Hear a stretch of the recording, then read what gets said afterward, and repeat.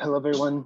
Thank you so much for being here. My name is Andrew Dolinar. I'm a coordinator and vice president at the Association for Trauma Outreach and Prevention. We really appreciate everyone taking the time, especially our distinguished guests and speakers who are going to be talking today about upholding human rights and dignity in times of global crises. We are commemorating today the UN Human Rights Day, as well as the International Day of Commemoration and Dignity of the Victims of the Crime of Genocide and the Prevention of this Crime. We are going to start with an invocation from Guruji from the World Yoga Community. I'm sorry, the introduction that we have for you is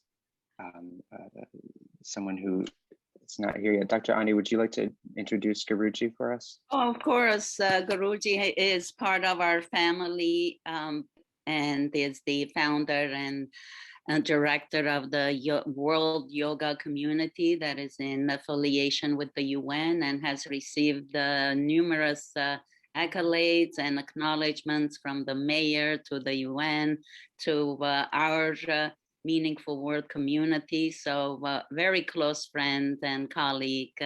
Namaste, Guruji. Namaste, Dr. Ani Kalayjian. It is my great pleasure and join with you. I appreciate Dr. Ani's the commitment. Every year she celebrates, commemorate, and make sure everybody is noticed and get out from the suffering. I appreciate your dedication and the team. Let's start with the little prayer and blowing the shell from Swami Bua, who was the senior religious leader at the UN.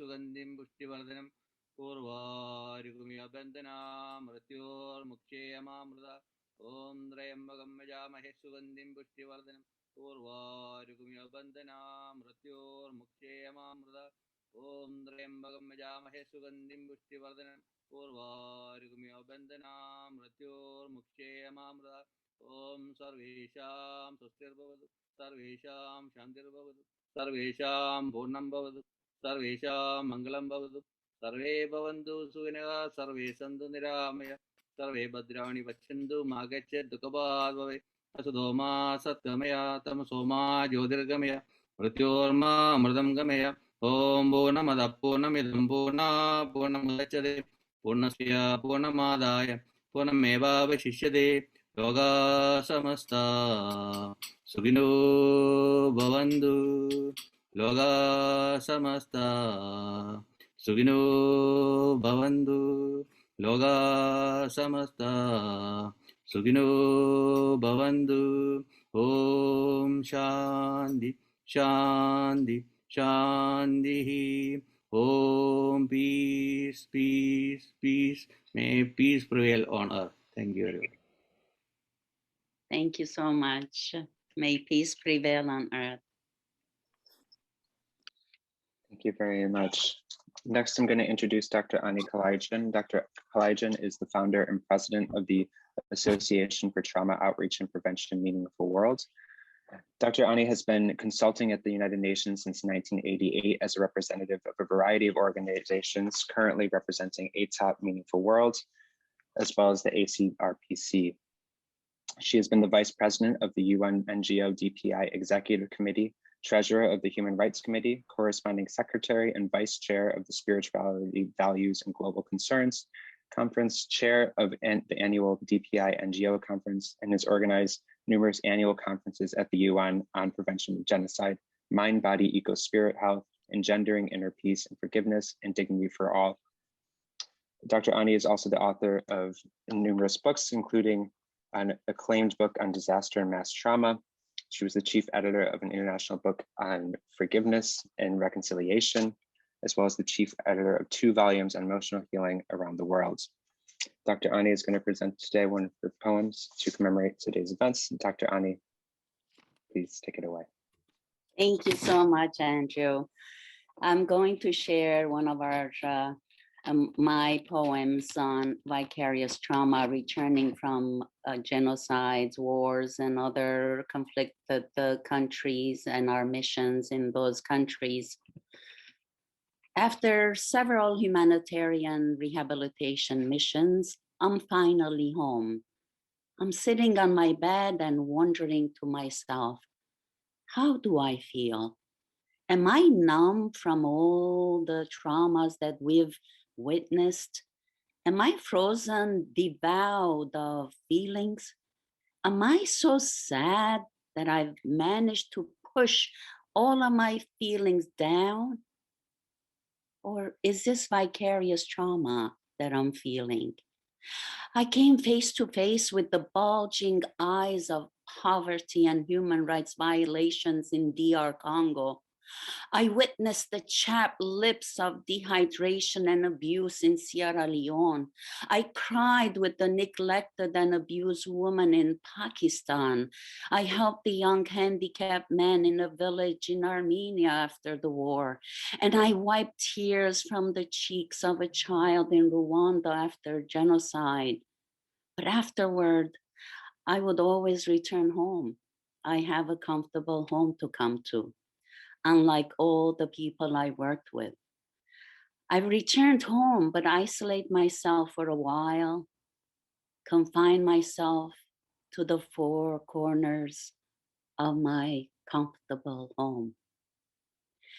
Was I feeling the guilt of having economic comfort or of the privileges I enjoy? Was it the disparity of education and that I noticed destroying nations in wars and genocide? Or was it vicarious trauma? My Armenian ancestors endured being homeless. They were driven out of their homes, stripped of their human rights. They were forced to walk for months through the deserts of Arabia on a march to their death. Where is God? I wonder, and I ask myself when I'm working in these traumatized countries. But now I realize that all of the human race, every nation has experienced the pain and sorrow of being uprooted, conquered, and destroyed, only to start building all over again. I also witnessed the raw, unadulterated, beautiful beaches in Haiti, the brilliant, peaceful stars in Lebanon, the giant and beautiful mountains in Kenya, the breathtaking waterfalls of Sri Lanka, and Armenia's indomitable Mount Ararat. As I sequester myself to reflect, balancing the good and evil around us, weighing the positives and negatives of all that we've witnessed in 48 countries, I remain in wonderment as I ask myself, do we really need the evil to be able to appreciate the good?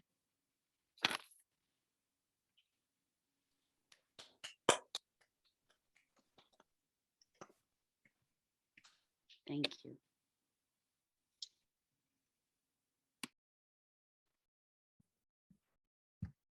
Thank you very much, Dr. Allen. And we do invite people, after people present and talk, if you want to unmute yourself to applaud. We know that we're still virtual, but we try to, still show that we're connected and resonating with the things people are saying.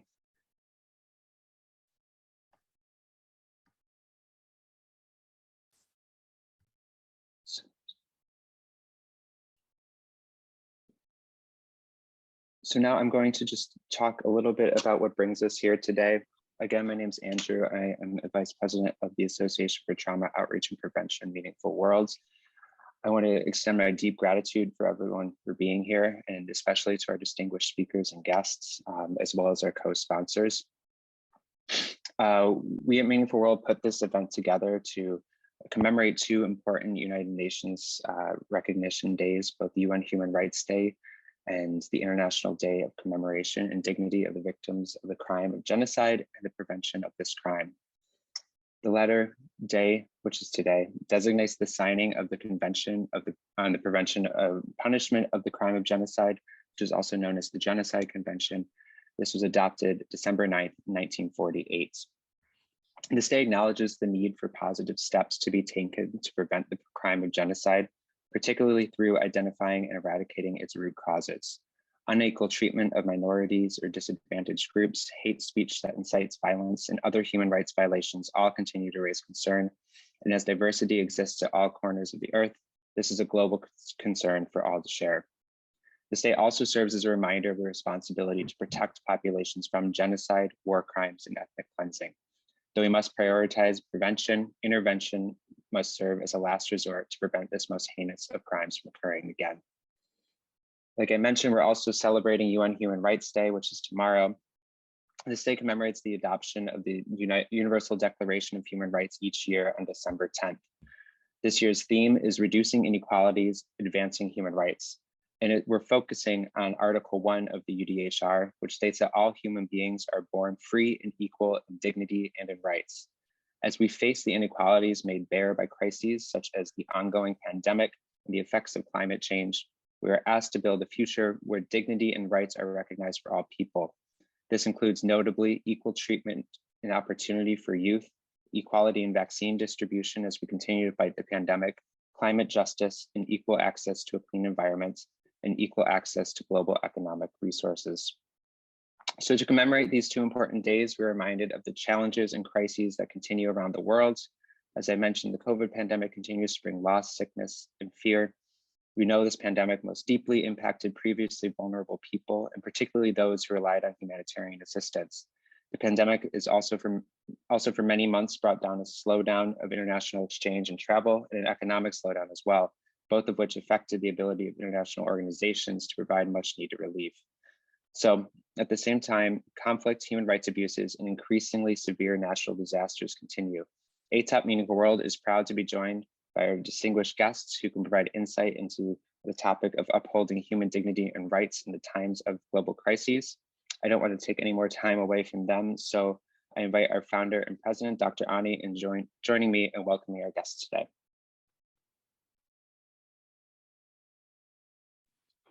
Thank you so much, Andrew, and welcome everyone. I don't see the ambassador yet, right? There was some issues. I would then move to introduce our esteemed royal guest, Dr. Anjhula Maya Singh Bais is an international psychology trauma specialist. She's the chair of the International Board of Amnesty International, the first psychologist, the first Indian, and the first person from Malaysia to hold this prestigious position. From Davos to Dhaka, Anjhula engages populations on the ground around the climate crisis, mental health, human rights, leadership, and strategic thinking through a feminist lens.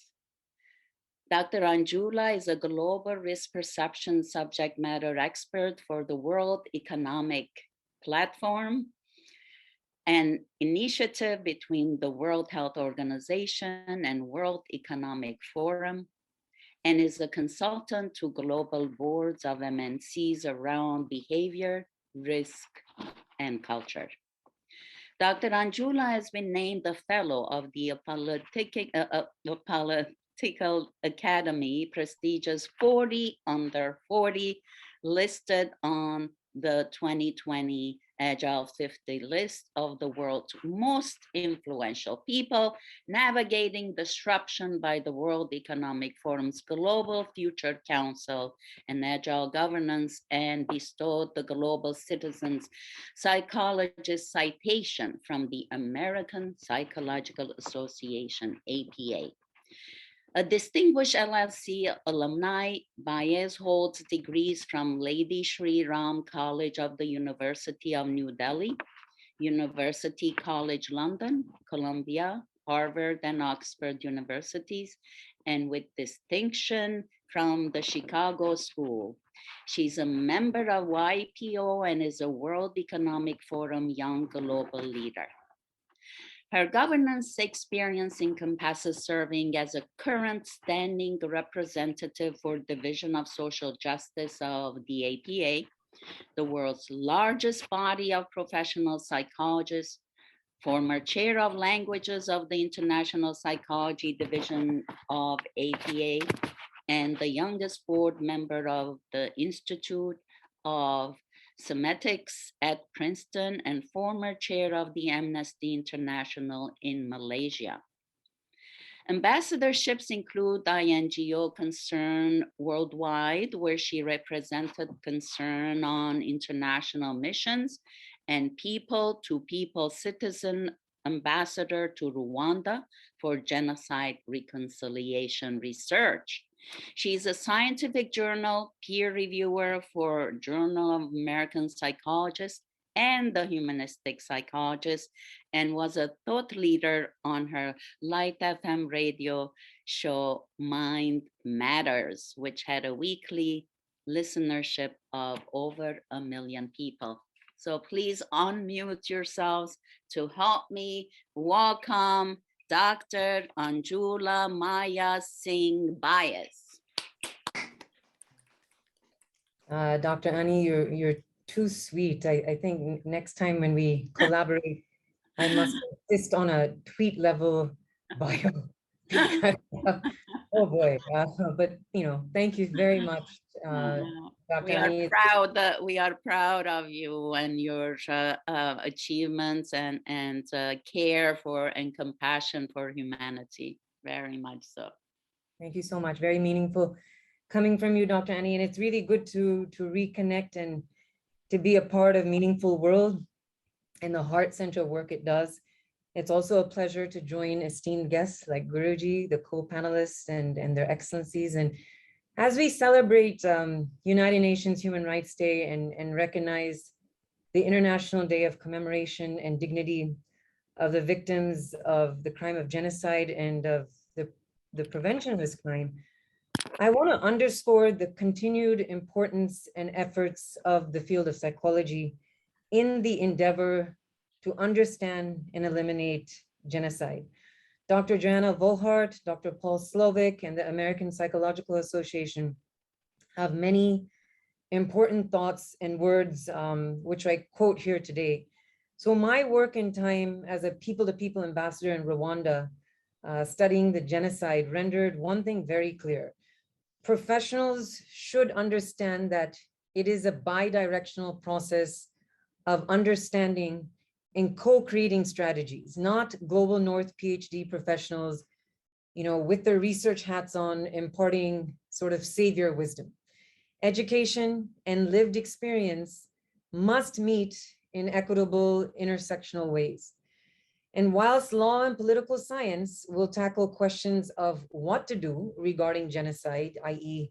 the creation and effective utilization of the International Criminal Court, for example, psychologists will go further back and ask, why is it happening? And to begin with, we need to ask a fundamental question. What turns neighbors into genocidalists? Why do some stand by while others risk their lives to help? And, a narrative analysis of interviews with rescuers, bystanders, and Nazi supporters during World War II focuses attention on self-image, worldview, and cognitive categorization as critical influences. So in my work in Sri Lanka, which had Asia's longest protracted civil war, I was really fascinated by the ability to turn away and ignore, both at a micro and macro level.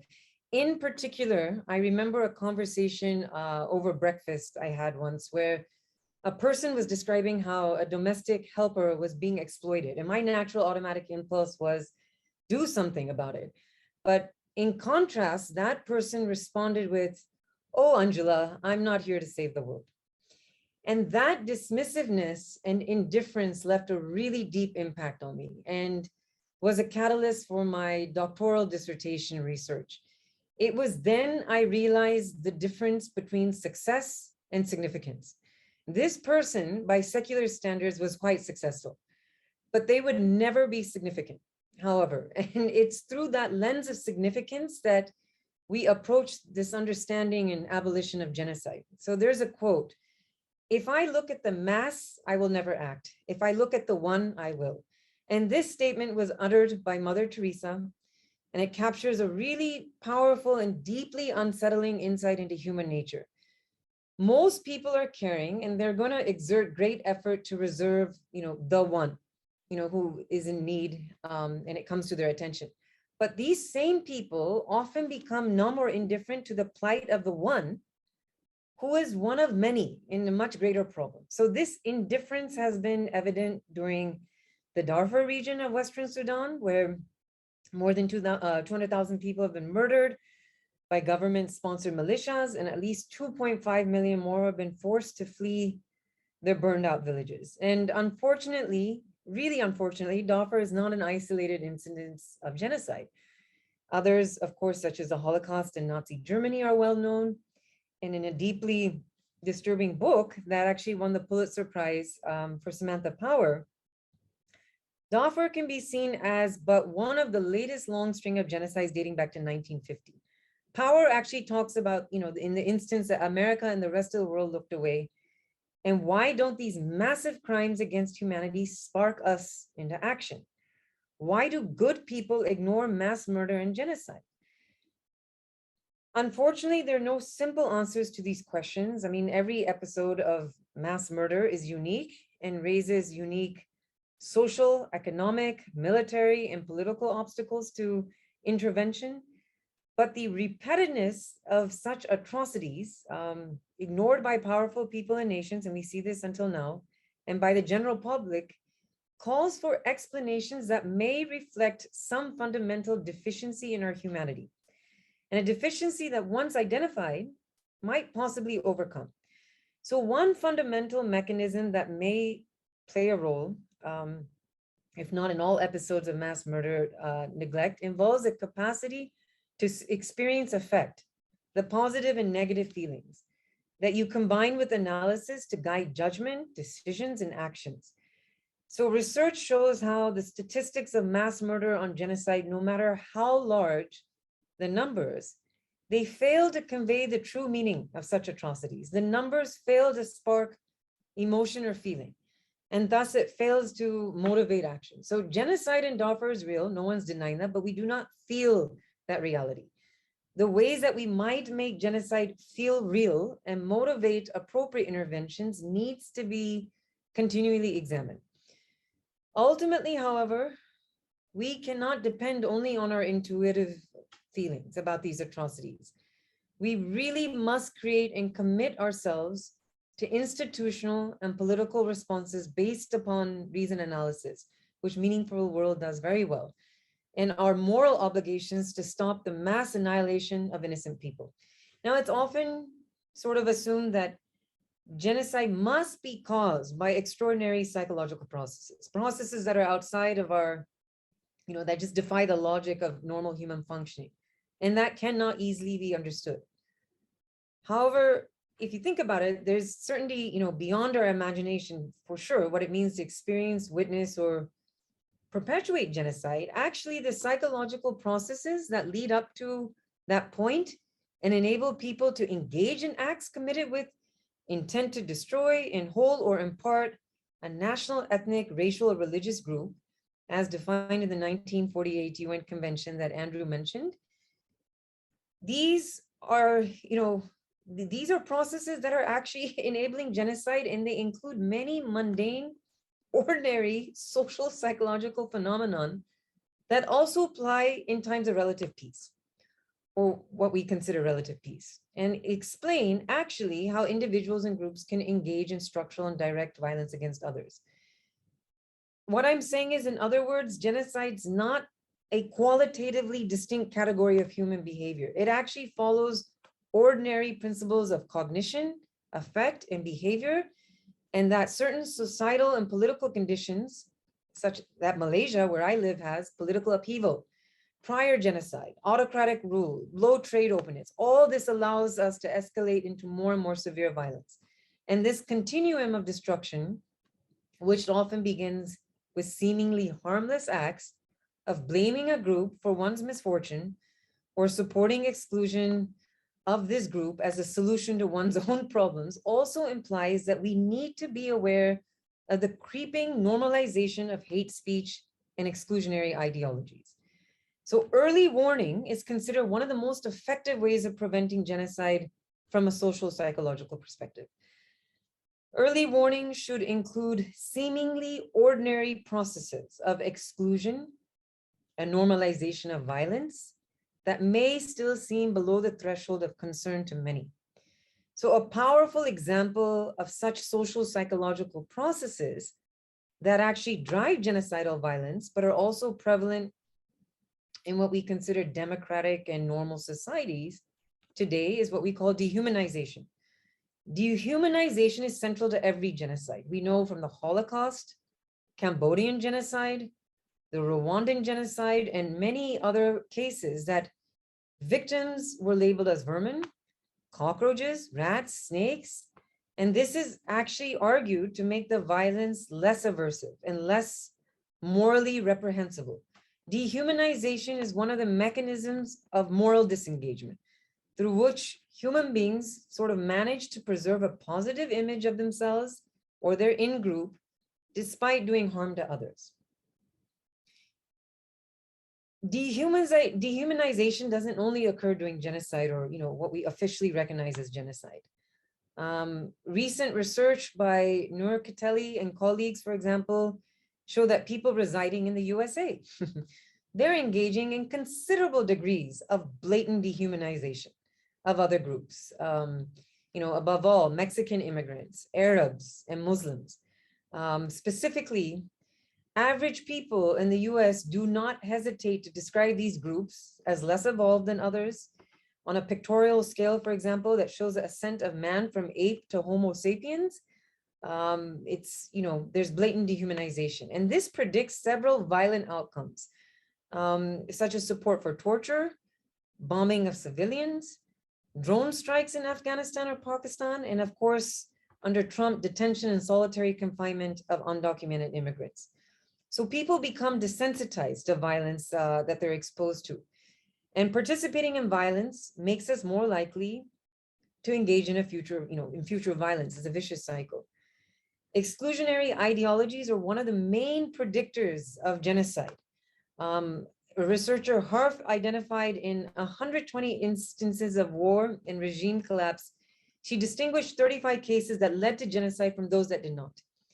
Now, I'm not saying that psychology can explain everything, and I think psychologizing social problems runs over the risk, if you will, of overlooking clear structural inequalities that are a source of oppression and violence.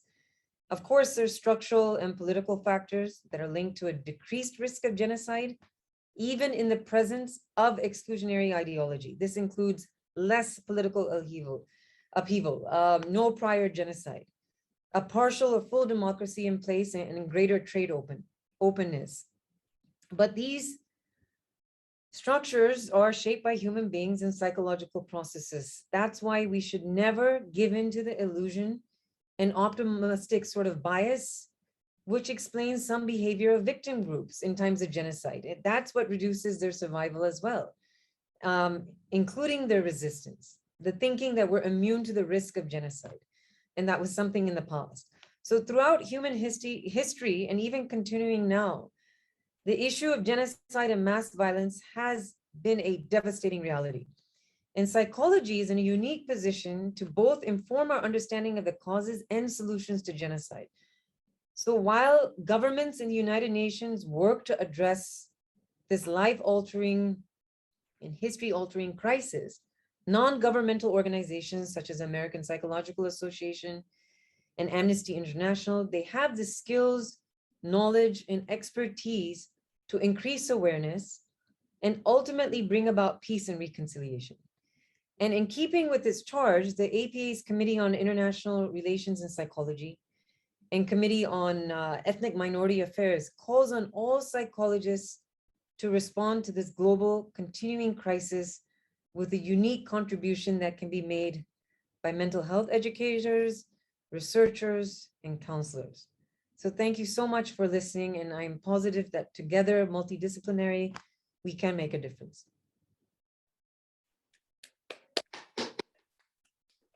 Thank you so much. I really appreciate your presentation. It's very insightful and brings together the diplomatic and the psychological and the human elements and integrates them, and brings our attention to being open and vigilant, that it's not something in the past we keep saying never again, but we find ourselves yet in front of another genocide.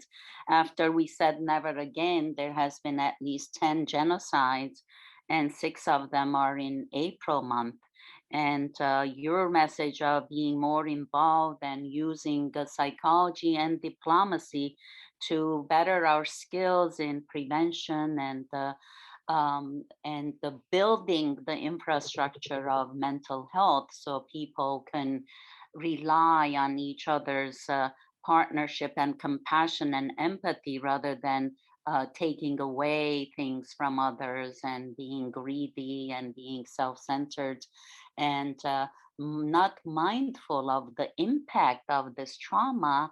And you being expert in trauma is really in a wonderful position to apply these wonderful ideas. Being the director of Amnesty International, I think it's a wonderful time to kind of join a partnership like in Sustainable Development Goal 17, bringing Amnesty, APA, the UN, and Meaningfulworld in every way to increase the momentum, because we have these slogans that never again, but then we are not doing anything between never agains, and those genocides are increasing, and there is so many that now in Congo, in Sudan, in Armenia, Azerbaijan, in Palestine, in the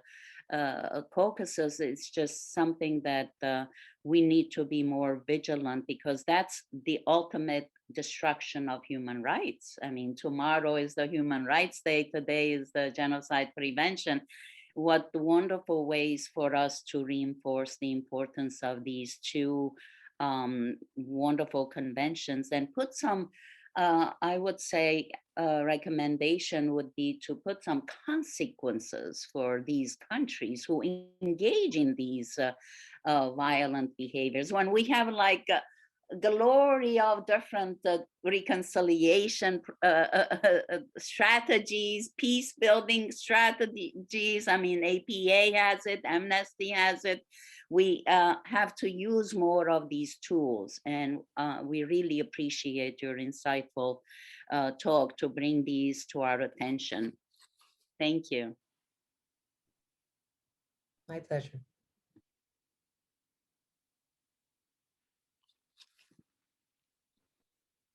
Okay, thank you very much for that wonderful and very insightful presentation. So at this time, I guess I will introduce Andrew Dolinar, who will be presenting next. So Andrew is our vice president here at ATOP. He was recently promoted to that position. And prior to that, for the previous year, he was our intern coordinator. And he received his MA from the Institute for the Study of Human Rights at Columbia University, where he focused on Eastern Europe, the Caucasus, my apologies, LGBTQ rights, transnational organizing, conflict intervention. He has worked on crisis response and conflict monitoring at Human Rights Watch and justice reform at the Penal Reform International in Tbilisi, Georgia. He has since focused on trauma and healing following humanitarian crises, and plans on pursuing a clinical psychology degree. He is now continuing his education in psychology at Hunter College. So please give it a big round of applause and joining me in welcoming Andrew for his wonderful presentation.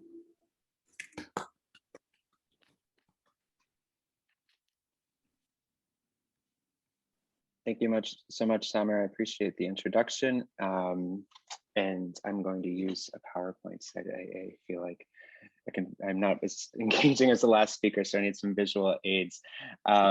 So today we're going to be talking, I'm going to be talking about Meaningfulworld's work and how it relates to upholding dignity and human rights in times of global crises. I'm particularly going to try to focus, well, first on our mission, the work that we do, and then talk about some of our recent projects, especially since the COVID pandemic and some recent conflicts occurred. So ATAU's Meaningfulworld's mission, it can be defined as we're trying to foster a meaningful, peaceful, and just world in which every individual enjoys physical, emotional, mental, social, ecological, financial, and spiritual health.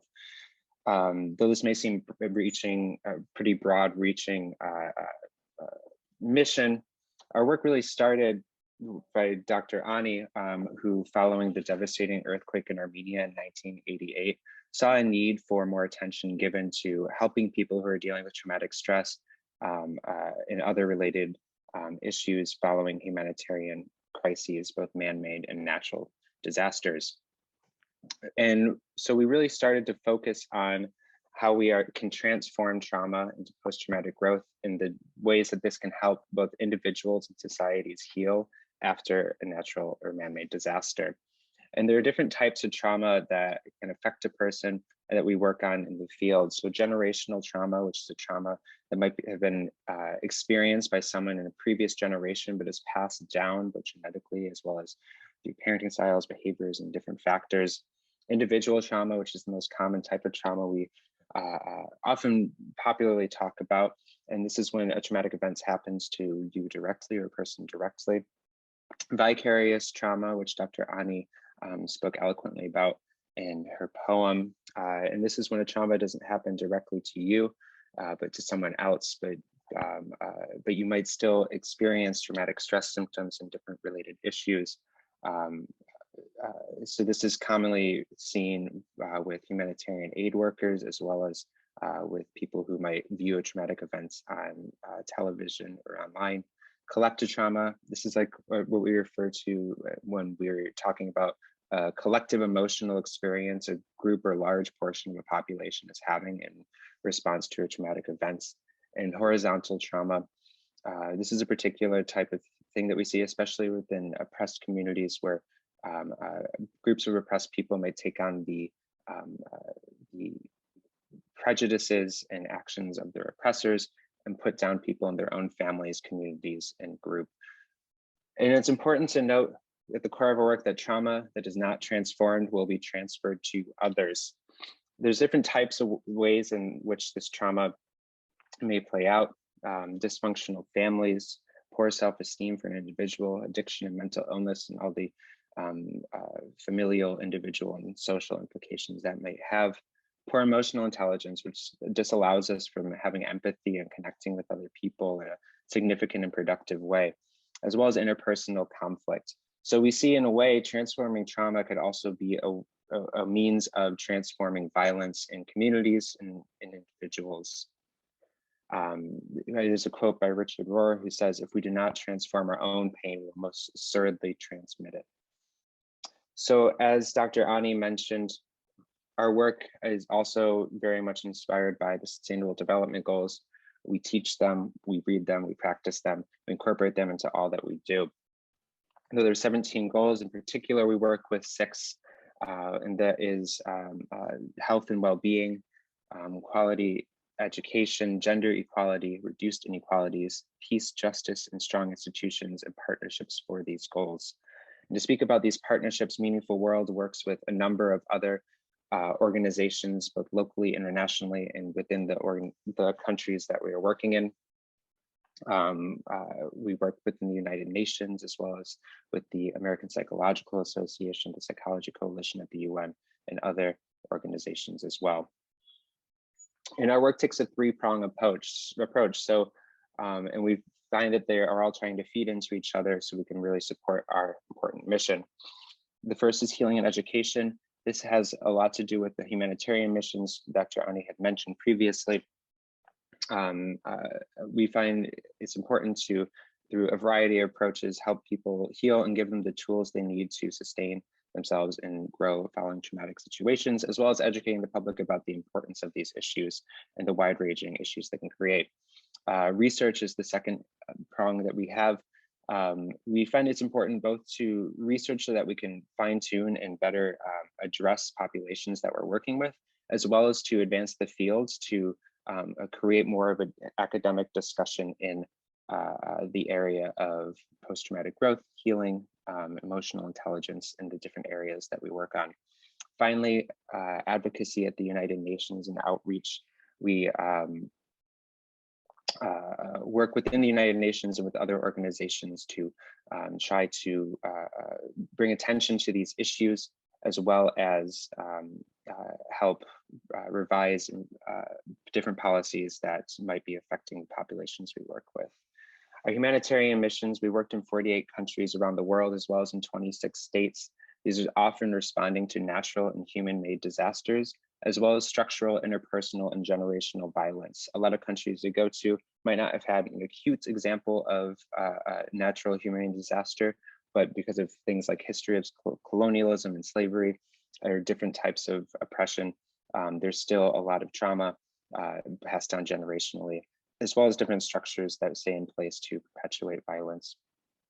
Our goal in these missions is to transform trauma and tragedy into healing and growth. And we believe that individual healing can be transferred to communal and then global strength. So our mission, our work is driven by the idea that first you must heal the individual, and then you can start working on communal and global healing. So what we do on our humanitarian mission groups is we lead healing groups with individuals. As Dr. Singh Bais noted, it's really important to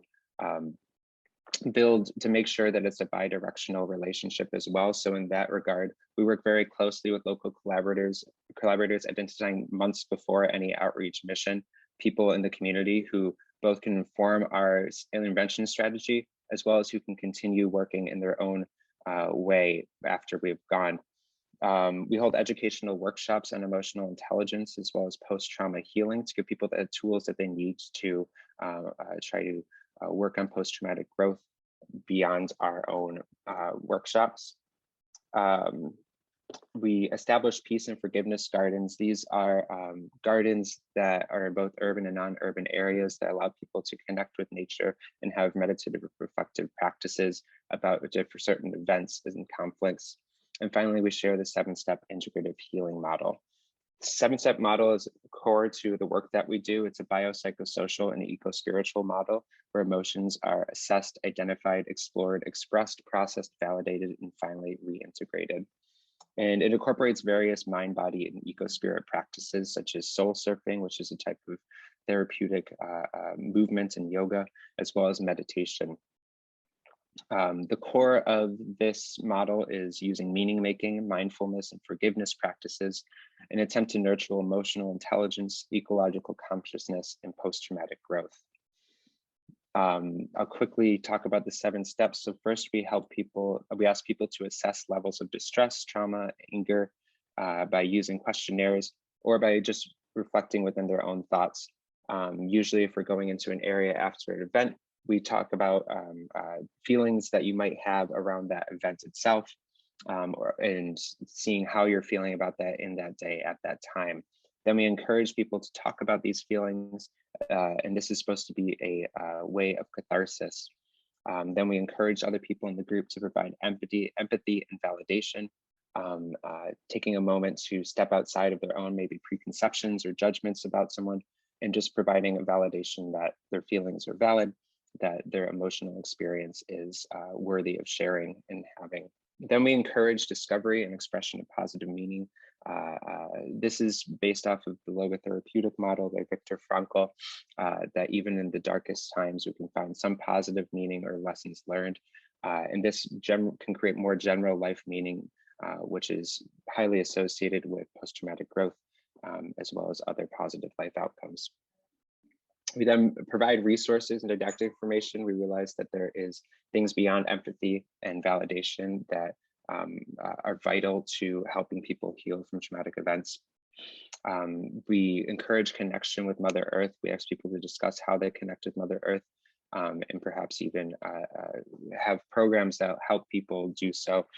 We find that that's a valuable resource towards self-healing, is finding some sort of connection with nature. And we end with a physical release. This includes diaphragmatic breathing, as well as chakra balancing through meditation and soul surfing techniques. This is just one of our tools that we use, helping people identify their emotions. Oftentimes, especially in traumatic events, people have complex emotions that they feel like they can't express through words. So we try to help guide people towards language that they can use in order to talk about how they're feeling. So this is a model of unison humanitarian missions. Obviously, the limited travel during the COVID-19 pandemic disallowed us from traveling to many places that we would have liked to go or that we planned on going in the past. We tried to implement a virtual system by which we can still deal with people, especially recognizing the significant loss and anxiety and fear people were feeling throughout the COVID pandemic. So we set up a weekly support group which teaches how to manage stress, anxiety, and fear and uncertainty during the pandemic. We utilize the 7-step integrative healing model, or an adaptation of it, which could be used in just a 1-hour session. We've held nearly 100 support groups over the past year and a half. We've had participants from across the United States as well as abroad joining us, and it's been a really powerful, I think, deep community building experience for many of the people who participated. We have recently continued our humanitarian work abroad. In April and May of this year, we performed a post-war healing mission to Armenia. For those who might not know, there was a war in Armenia that began in 2020, about just a bit over a year ago. And this was in the region of Artsakh, also known as Nagorno-Karabakh. And this is a region that's majority Armenian, with a population about 150,000. It was recognized as part of Azerbaijan, but it's been de facto independent since 1994. On 27th September last year, Azerbaijan, with Turkish support, initiated hostilities. Some of the things that occurred: hospitals, schools, and churches were bombed.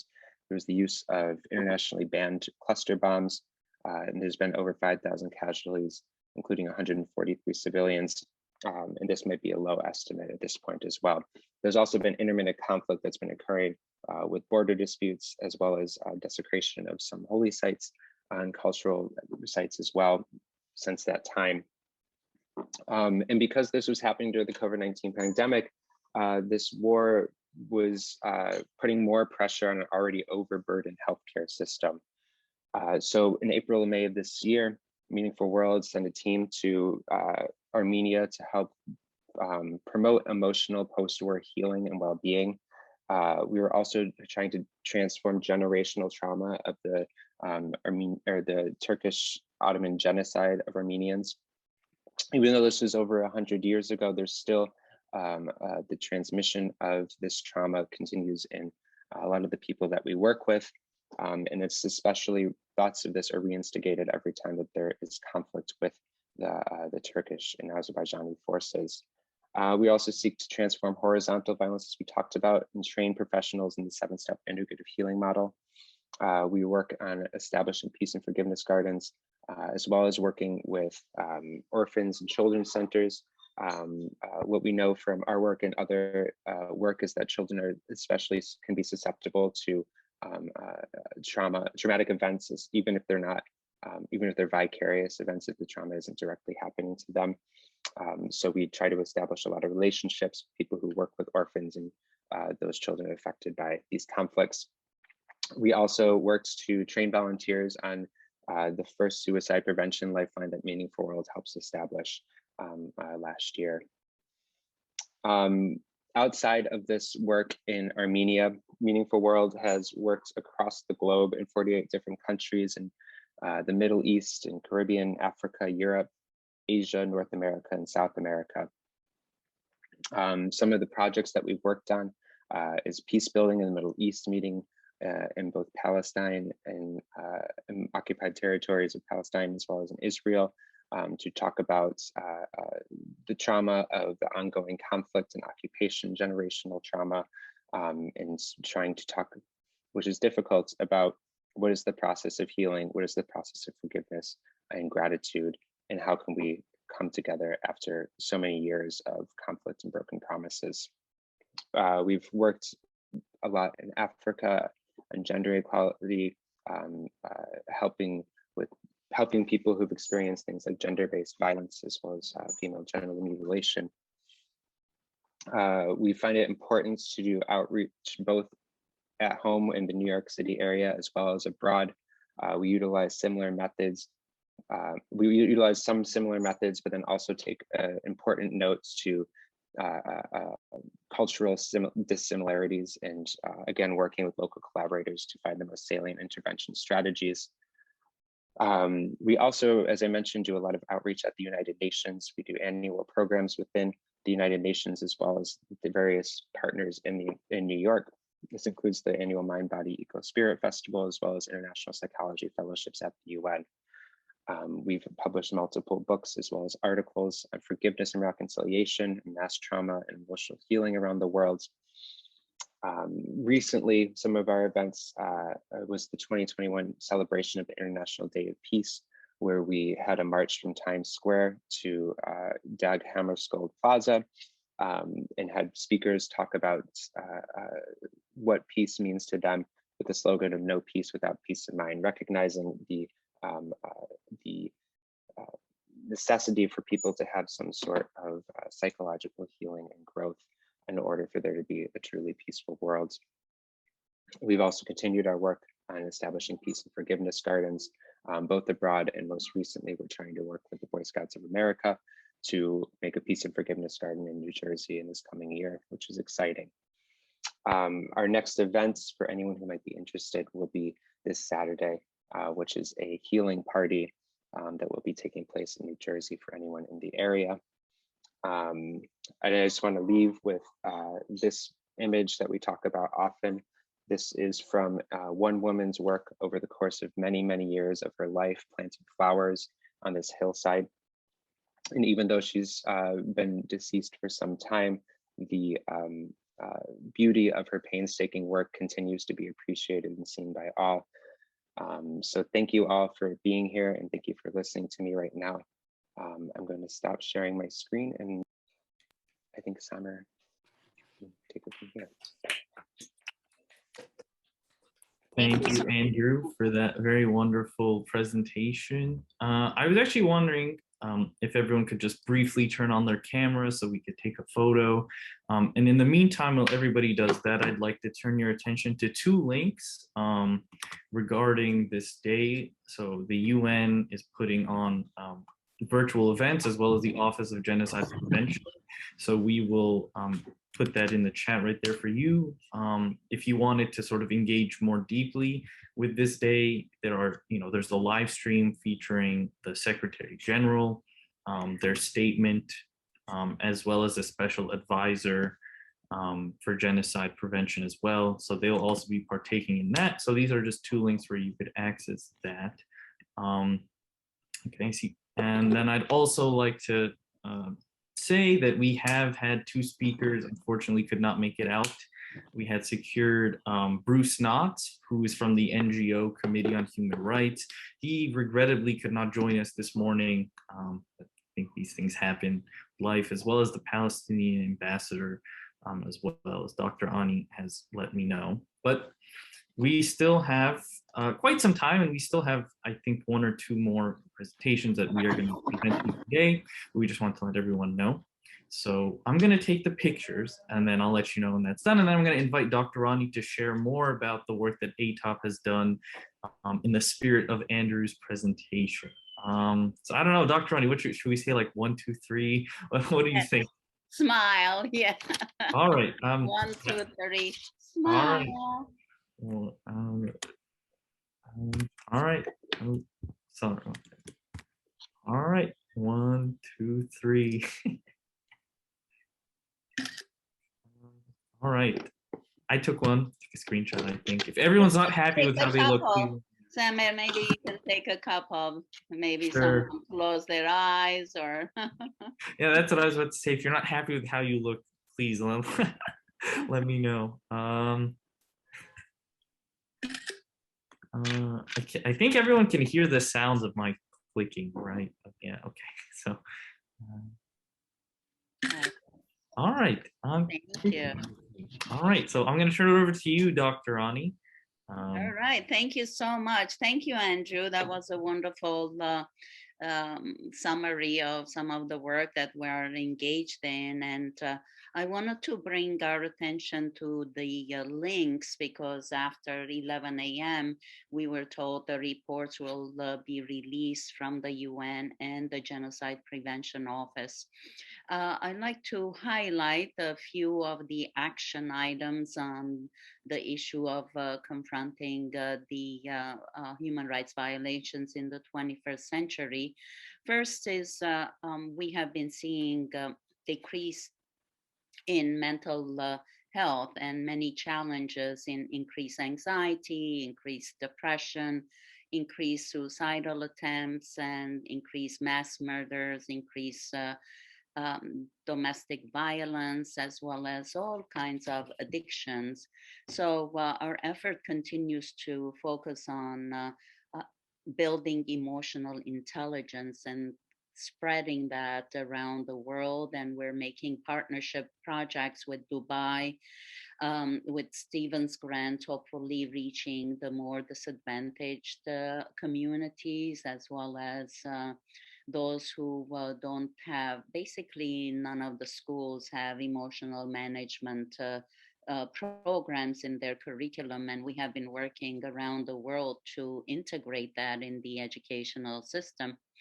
The second area we've been working is about transforming domestic violence, and now with the genocide prevention, we have what it's called body right, a new copyright for the human body. So just like we copyright our words and our music and our intellectual work, we also can, we have to pay attention to our body rights, specifically in concerning women. The third area is ecological consciousness, which increasing the mindfulness, basically. Peace and Forgiveness Gardens are areas to bring mindfulness where people can sit and think about alternate ways of expressing their anger, frustration, disappointment, and all the other negative feelings. And planting trees to help the ecological balance and harmony. The fourth area we're working on is educating people through the support groups weekly that Andrew mentioned, that we have started in March of 2020 when the quarantine laws were put in place. And we're continuing that. We're committed to continue as people have multiple needs at this time to protect our human rights as well. And also we have monthly workshops to focus on self-care, peace building, conflict transformation, mindful leadership. We have 4 different modules. And when you graduate from those 4 modules, then you become Meaningful World ambassadors of service for humanitarian relief work. And you'll be able to go to other countries or other communities within America. We have now interest to start a Meaningful World branch in California, in Vermont, and in Texas. The fifth area we're working on continuing our delivery of humanitarian aid, even when we can't go in person like we did to Armenia. We were helping Haiti throughout August when they had the devastating earthquake, and giving them weekly orientation, how to do the humanitarian relief work, and then debriefing, as well as talking about their own vicarious trauma. The sixth area is to promote actively sustainable development goals. And we have about 10 of the 17 goals that we seriously are committed to. And the seventh and last area is we work on upholding dignity through by our different campaigns to lift one another up. And one of them is our motto, when one helps another, both become stronger. So these are the highlights, the 7 highlights of our work connected to the dignity. And I like to quickly read the small section from Maria Westergreen, who's the Media Queries Director at the Office of Genocide Prevention and the responsibility to protect those who have been abused. So she says, the rise in hate speech represents a threat to the values and principles that we as the United Nations are working towards. We have seen recently in the last 6 years, this hate speech has been increasing. So we'd like to bring it to your attention that there's specific focus from the UN to transform these. The impact of hate speech on communities and on individuals can be devastating. And we have seen this through cyberbullying or bullying at the UN when Turkish and Azeri missions come and destroy our, for example, photo exhibit or enforce and threaten the Haitian ambassador to stop sponsoring programs with Meaningfulworld. So these are really important ways to prevent genocide. Start from the thought, the words, the speech, the hate speech that goes on in some countries. Hate speech makes those targeted more vulnerable to violence, expose them to exclusion and discrimination, exacerbating underlying social and economic inequalities and undermining social cohesion. In some circumstances, hate speech can also be a precursor to the commission of atrocity crimes. The special advisor noted that we all need to join hands to take this phenomenon seriously. Addressing hate speech requires a multi-stakeholder approach involving, just like Dr. Anjhula was talking about, involving governments, civil society, academia, media, tech and social media companies, the private sector, faith actors, as well as the victims of communities affected by this hate speech. The UN strategy and plan of action for hate speech set out a strong framework for this work, emphasizing the need to counter hate holistically and in full respect of freedom of opinion and expression. I remain committed to supporting member states and all other actors in these endeavors, end quote. This is from the Special Advisor of Genocide Prevention at the United Nations. So at this time, Lorraine, before our Q&A, we can have our last Eric Manigian. Thank you, Dr. Ani. I would like to introduce Eric Manigian. He started his study of Buddhism 30 years ago in Japan. Since returning to America, he became the student of the unorthodox Zen master Bernie Glassman and Eve Marco at the Zen Peacemakers, where he completed his 2-year Bearing Witness training program, received the Buddhist precepts, and was given a Buddhist name of Shoki.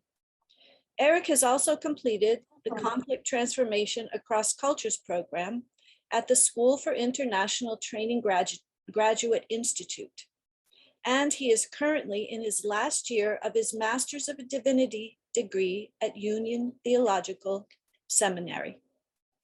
In the Buddhism and Interfaith Engagement Department, Eric is also an active member of the Buddhist Council of New York and a core member of the Buddhist Action Coalition. We'd like to offer a warm welcome to Eric, who will provide our convocation for today's program. Thank you, Eric. Thank you, Lorraine. It's it's heartwarming to see your deep friendship with Dr. Ani after so many years. It itself is something to look at, you know, the power that you two can play upon each other with. I find it inspirational. True deep friendship. So Ani, Dr. Ani asked me to sort of bring in a little meditation that we can ease back into the world with. And Dr. Ani always brings such great speakers into her programs. And a lot of the times it's trauma based, and I'm processing it intellectually. And so what I'd like to do is to do a little breathing exercise and and transform the energy a little bit, and so that we can flow back into the world in a healthy and helpful way. So if you can, just sort of find a posture that's balanced. And in my mind, I often picture teacup saucers stacked up. That's my spine. And so everything is balanced and there's not a lot of effort holding up the body. And then ground down. And then I keep my eyes sort of partly open and partly closed to partly closed to stop this sort of, or to slow this sort of rush of thoughts always, but not closed so I go into dream state. And then we start to breathe deeply. A full inhale, filling all of your lungs, and then exhaling deeply down. And now I'm taking this cool intellectual energy that's in my frontal skull, and with a big inhale, on the exhale, I'm sort of pushing that energy down towards my heart space. Inhaling. In the exhale, it's warm in my heart. It's my feeling space. It's my relational space. It's the space we understand the world with our bodies. It's also an emotional space. So now we're going to inhale again, and we're going to take that cool intellectual space from our head, that warm emotional space from our heart, and we're going to push it down even further. In a big exhale, big inhale, and in the big exhale, we're going to push it down to our bellies, and exhale it out, down towards our bottom of our stomachs.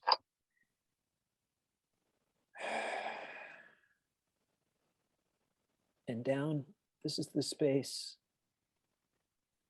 where the warm and the cool can intermingle. This is the space where they can make sense to each other. In Japan, the word for a training monk is unsui. It means muddy water.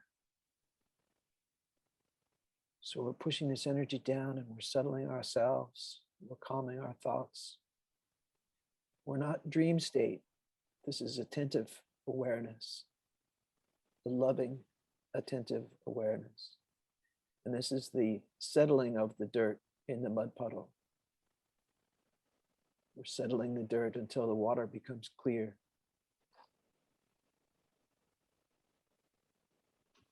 We're breathing deeply from this space. We're settling down. We're going to hang out in this space for just a minute, sort of processing everything we've heard from so many wonderful speakers, without the demand to make sense of it all. We're holding it in our bodies, and we're settling, and we're holding, and we're bearing witness. And we're going to feel with our feet connected to the earth. And we draw power from the earth, as she always has for us. Reconnecting to ourselves, to our bodies. We're connecting to each other. Deep, deep exhale. Deep inhale. Connecting to our ancestors. They're here. They're here for us. They're giving us love. They're giving us power. They're giving us direction and advice. The earth itself is giving us direction, and we're settling down, and we're listening, and we're trying to hear. We're trying to hear what's in ourselves, which in each other, which is in the earth. And we're going to flow back into the world with grace and kindness and undeterred resolve. Thank you.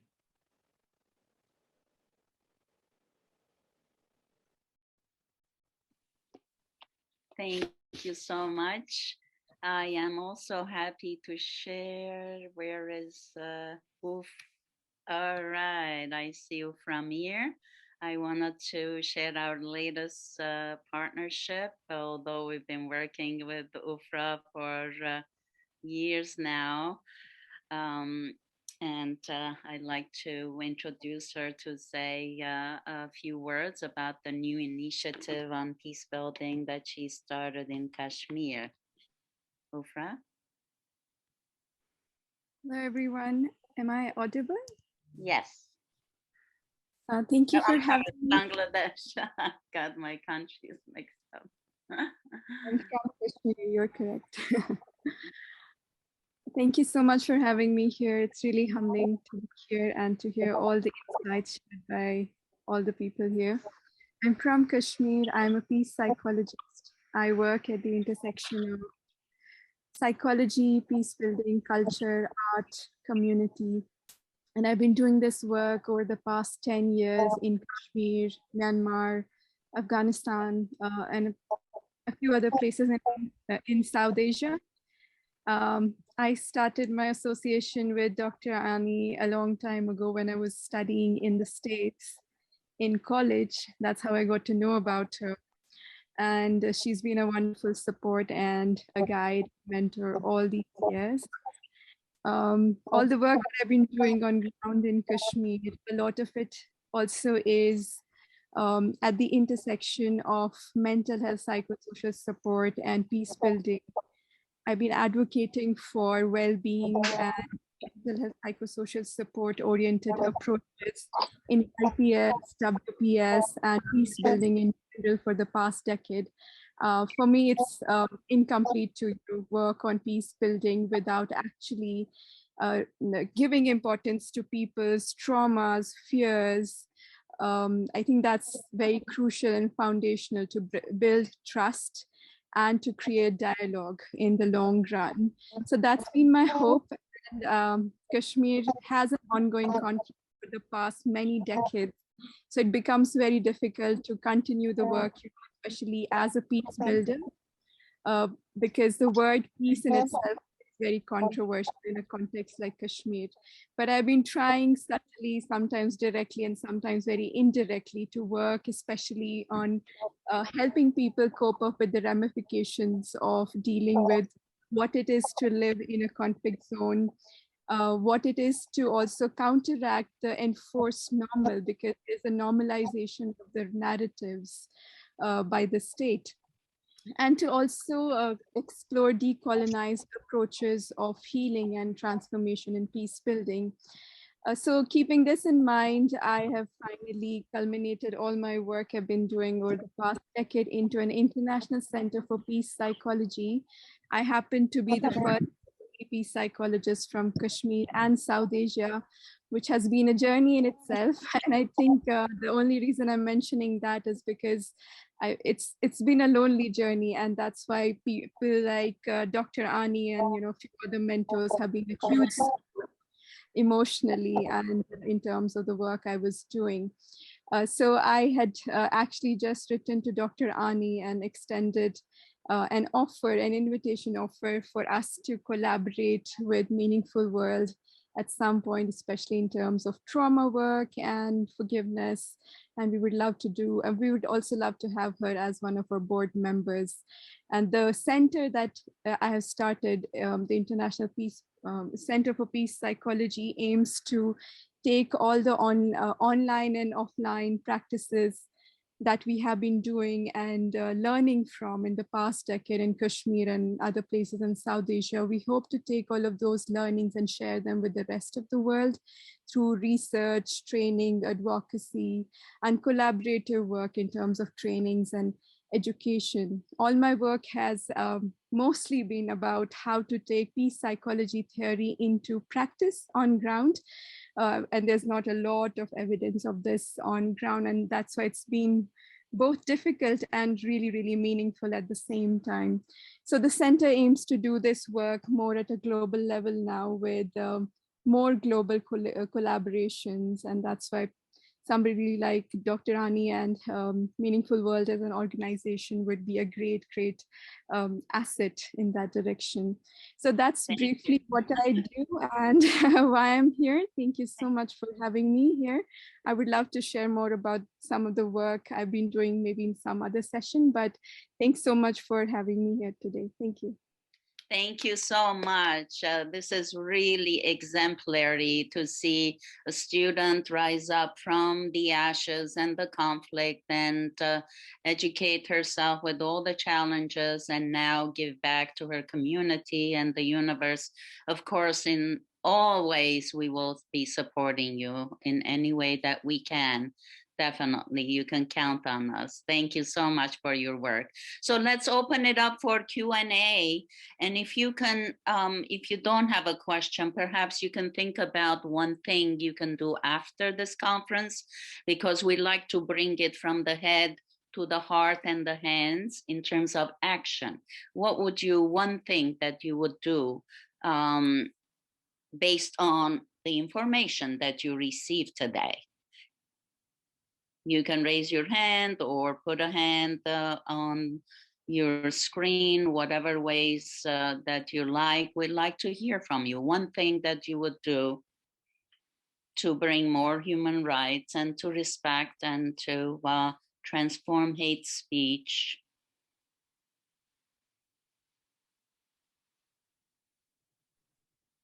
May I say something? Please. Especially after today, it's always good. And I'm happy it was the beginning of the day to begin your day, with this new perspective and to be reminded of it early on, as to follow through with your actions and with what you've acquired. And specifically, I was thinking about how how it was mentioned that genocides first start with like a negative thought or bullying or this or that, and just being more mindful of that, and especially in our modern age on social media, being aware what I'm taking in and being aware what people are putting out. So I'm really grateful for this. Wonderful. Thank you for that. Yes. Thank you, Diana. Who would like to share next? One thing you would like to do either differently or reinforce, be mindful, like Diana mentioned. Harold, I think you're ready to say something. Dr. Kushian. We're glad you're so tireless, Ani. Dr. Takushian is always bringing people together in different organizations, and we're grateful to be associated and friends with you and the Armenian Behavioral Organization, the Psychi, the Specie New York, I think the PCUN, and the publishing. I think you're extended to a lot of wonderful projects. Anything you'd like to emphasize today? Just to praise your efforts. You're marking Human Rights Day in a way that many people are not even noticing it. Good for you, Ani. Thank you. All right, then look for the publishings where Harold is editor of series on peace building and bringing UN and psychology in a harmony, and working together closely. We have also Lucine from Armenia. Would you like to say something? You can say it in Armenian, Lucine Jan. I'll be happy to translate it. Hello, thank you very much. Շատ շնորհակալ եմ։ Հայերենով ասա, այո։ Շատ շնորհակալ եմ, շատ ուրախ եմ, որ մասնակցեցի։ Շատ հետաքրքիր էր։ Lucinda found it very interesting, and she's grateful to be able to participate. How about David? Would you like to share one thing? What you like to focus on or emphasize, David? You have to unmute.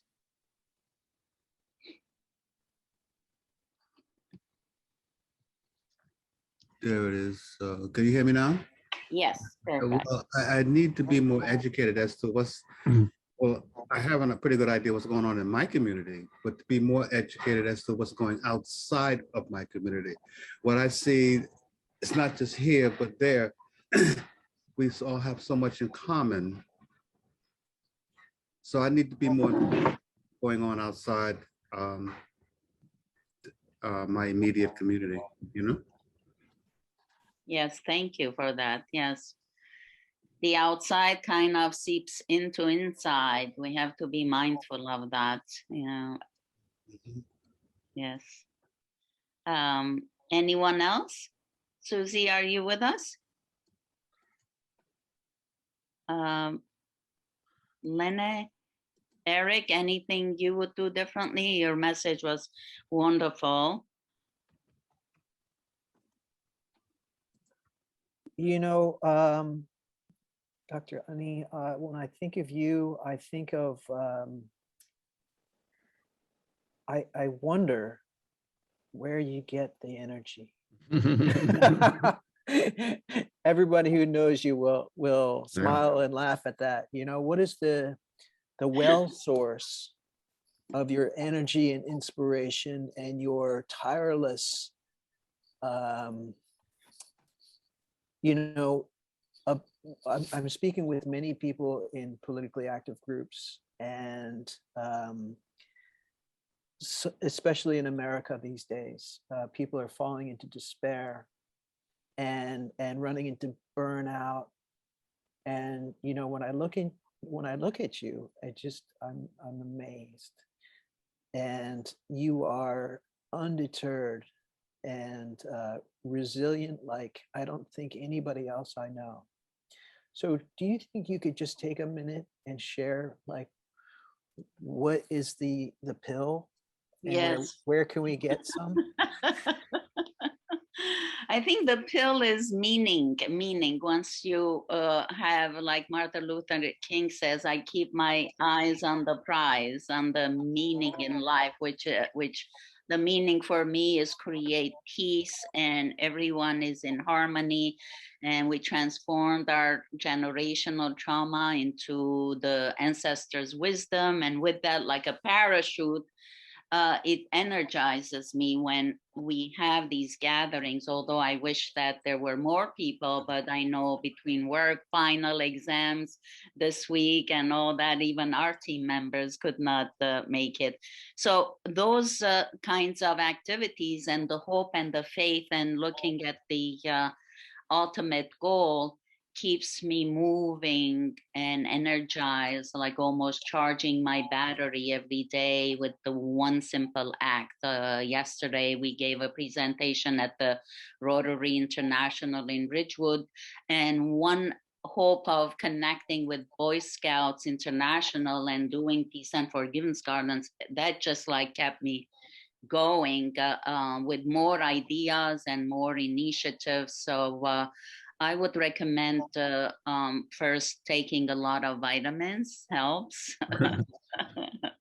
And I take like a lot of supplements, 10, 15, especially during COVID, to be mindful of taking vitamin D3, C, zinc, quercetin. And also doing things that you love, like hiking, connecting with Mother Earth, doing things with friends, and having parties and enjoying life, fully.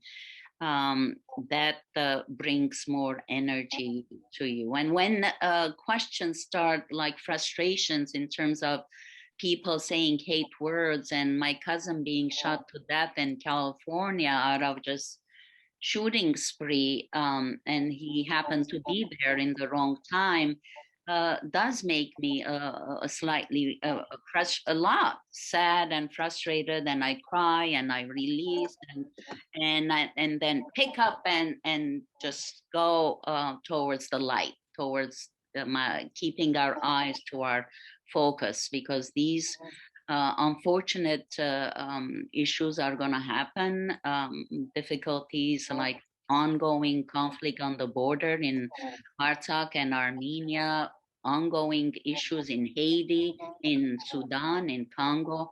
Sometimes it's very, very frustrating.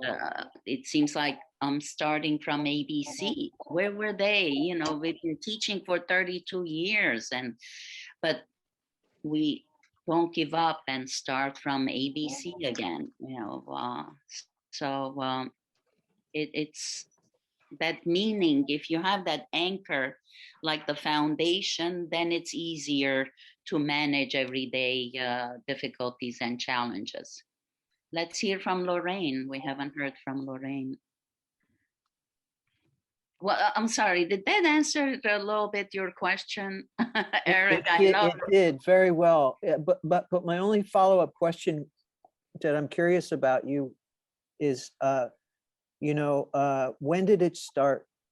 Was there a moment when you knew that this was going to be what you're going to do with your life force? Yes. Human rights started when I was 8 years old in Armenian minority in Syria, and hiding in sub-basements because Israeli planes shot again our glasses and everything.